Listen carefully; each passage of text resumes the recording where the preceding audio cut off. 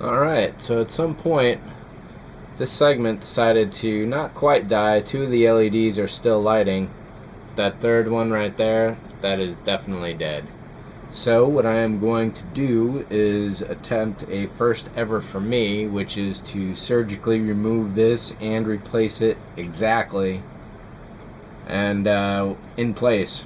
So let's switch over to the electronics bench. Alright, so let's try and repair this dead segment here. First of all, by identifying which one it is. Don't want to go cutting the wrong one out after all. You remember that I put a little bit of super glue at the very base. This is probably one of the reasons why you don't want to do a lot of it. Simply because if you need to make a repair such as this, you're going to need to get in there and take it out. Alright, so we'll turn you off. We'll get out of snips. So what I'm actually doing is that on the marks here,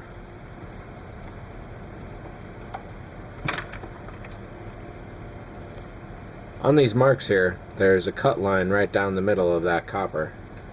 In this case over here, since this is a dead segment, what I'm doing is cutting as far on the inside of that cut line as I can, leaving the most amount of copper on the outside. We'll see if I really need to do that in a minute. But what I'm thinking is I want a little extra room going on. So here is a live segment that I'm cutting off. And we'll cut that at the normal lines. And we got to trim this down the length.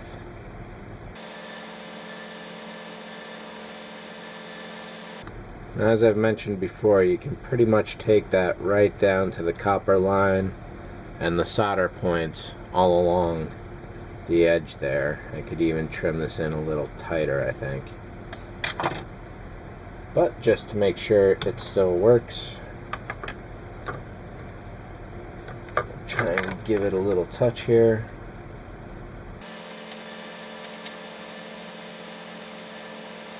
And it does work.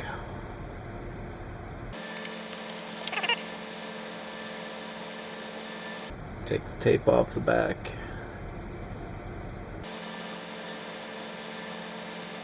So as I mentioned, as I said, I cut the other strips long and this one normal. So this is actually overlapping those two strips, and I'm hoping that's going to help out here when I go to put the solder down. And right now I'm wishing that I had a really large pair of helping hands.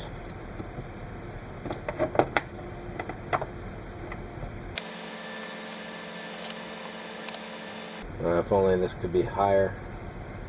So it's not too bad there. See how working in the angle there? It's kind of a tough angle.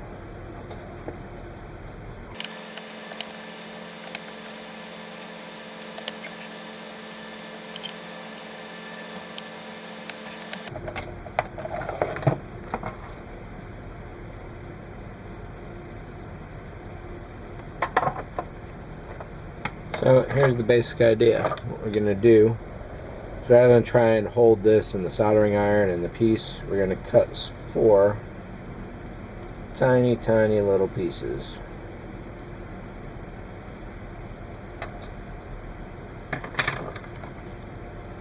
Next,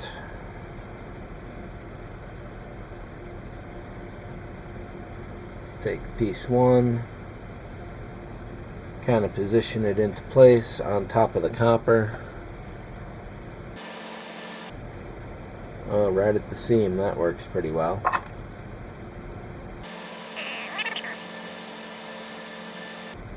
Not too bad. The backside is feeling really cool.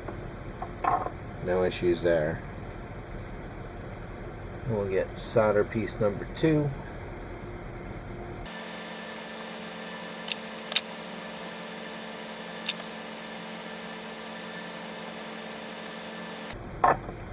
That one got a little warm. I'm not seeing any deformations. On to number 3. I must have something better than the end of a Q-tip to...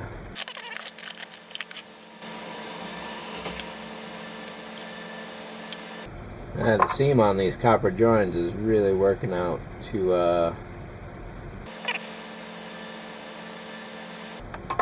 that one may need a little more solder, but it should be a good connection.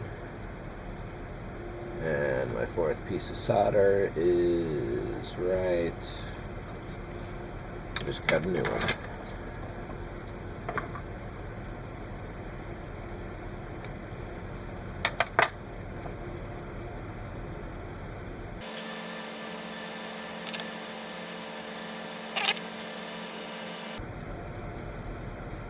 That is not too bad a connection right there overall. Well, the proof is in the soldering. And so let's power this up. Hey, that is nice. So if you have a dead segment, you can easily get in there. If you have regular, well, even if you have smooth or ultra smooth, you can cut away the clear gel, do your solder, and then put the clear gel back into place. But overall, nice. So let's have a look at this with the lid on and the lights off. And I should note there is still some ambient room light, as you can see in the background.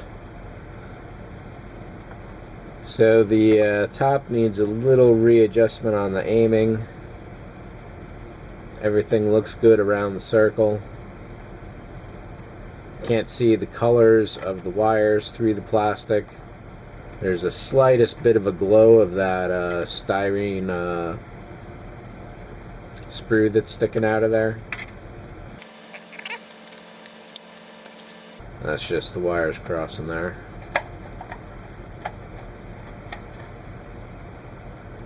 So as expected, the rim has a shadow, which is, let me adjust the camera light so you can see better. That's a much more realistic look at it now. A little blue on the camera lens instead of the neon green, or the glow-in-the-dark green rather. That's just the cross wires down there. The top needs a slight adjustment to it. Can't see the wires through the plastic, the red or the black. There is the slightest glow of the sprue in there that's sticking out and to hold that LED in place.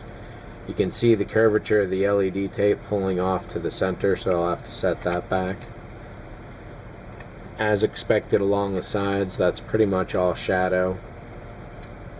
This is where that surgery mark is because it's cut lower than the others. Good glow across the bottom. You can see the black printing of the factory underneath there. This was centered a little better before. It's a little forward right now. What I have to do is spray the clear dome and nipple with the Rust-Oleum frosted glass to tint those up, and then I'll glue those on. But otherwise, this piece is pretty much ready to go.